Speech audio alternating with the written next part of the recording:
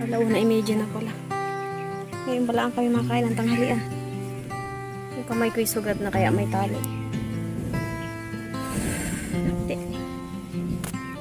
Hindi pa yata yung natutong sipon na pa ng parito.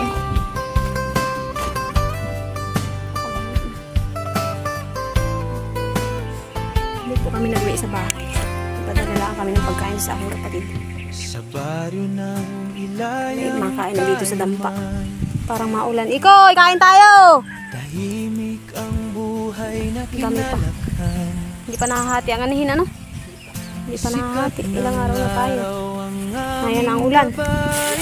Nakain na po kami. Ang ulam namin ay ginangang iliw. Ginanga bagay ito o sinabawan? Ginanga. Tinigang na iliw. Maraming sabaw. Okay lang yan. Ang mahalaga may ulam. Yan o. Aba, may balatong. Tapos may kanin. Habang Kain may muna po tayo, guys. kamera akong tangan, Kain muna kwento tayo. ng buhay ay aking inalay. Ako'y simpleng magsasaka, content Bye, guys. creator na lumalaban pa mula San Francisco, Quezon. Pangarap ko inyong mapansin ngayon. Lagay mo. Yan. Suporta ninyo ay napakalaki. Lakas ng loob sa Pinakapaborito. bawat sandali. May kape. Lagay mo. Kasama ko kayo sa bawat Kasi yan, kanina. loob. Sa bahay na. Hanggang pangarap ay Puno na yan. maabot.